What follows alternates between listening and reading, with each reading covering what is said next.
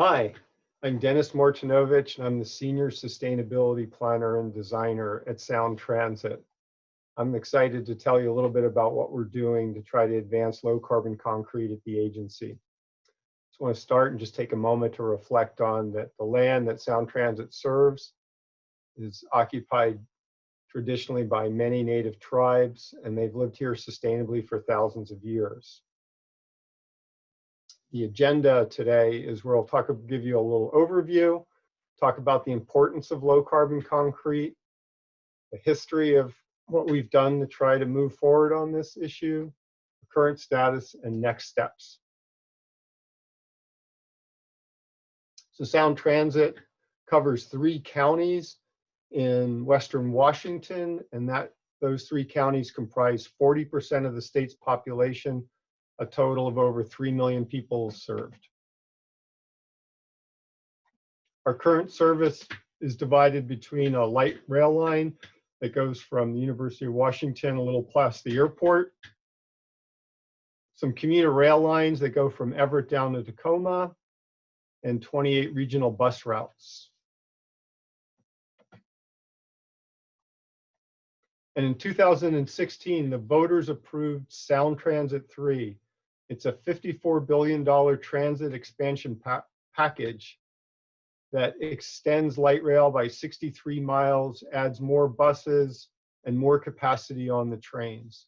We're also going to be pouring a lot of concrete to do that.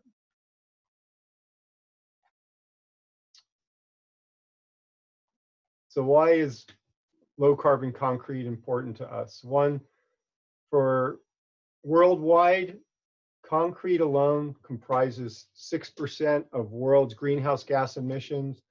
And in our region, mostly because we're blessed by largely carbon-free electricity, it actually comprises an even bigger amount of our emissions, up to 13% here.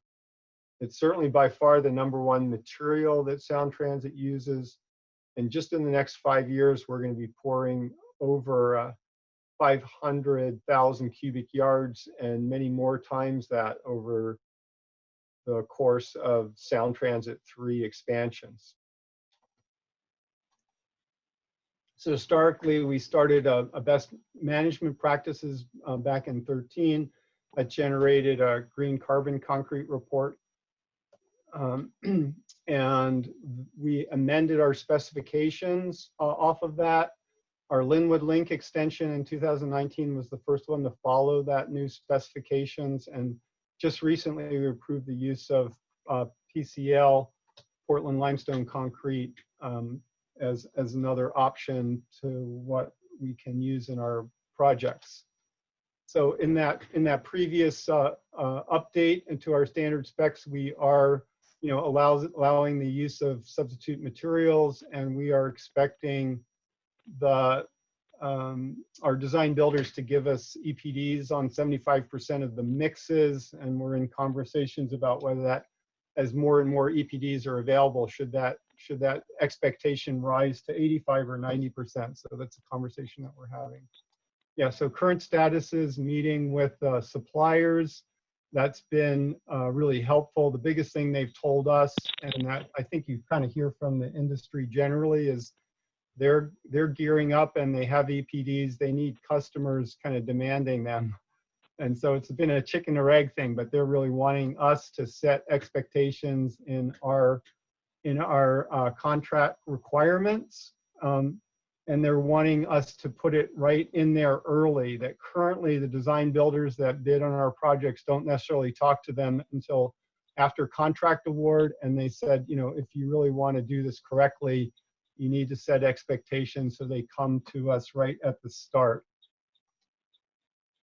Dave Walsh, who's going to talk later, is helping with put together some forms. So really increase the whole transparency of this conversation. So set requirements early, and then track it during construction to see if they're on track, and come up with something that everybody's following. And that's easier said than done, but important. So our current effort is to set some minimum expectations for all our projects that we were, the kind of movement has been kind of haunted by not wanting to pay for something that we already get. So we, as a project as a whole, what's the average reduction that we can set as a baseline to say all of you bidders have to hit at least 15% greenhouse gas reduction on something like a major link expansion that has 50 or 60 different mixes. And then we're working hard on developing that. And a challenge for us has been there's kind of like a lack of data just yet to build this, but we're working, kind of with Dave and getting information where we can to have the information we need to set those baselines. And then next steps is to come up with the incentive language to push the envelope above those baselines. And that'll be a kind of a question I have out to the group that's listening. If you have ideas about what's the best way to incentivize design build contracts. And then finally, how do we keep operationalizing this? Because the field and the information and the possibilities really literally are changing every 6 months. And so we have to be kind of agile and respond to that, learn what we can, and make the next project set the bar higher. Kind of key takeaways for us was meet with the suppliers, engage them early, and make our contracts engage them earlier. Require EPDs and maybe set that bar higher than we have now. Keep gathering data, setting minimums, incentivizing stretch goals, and improving on that, and keep going and going and going.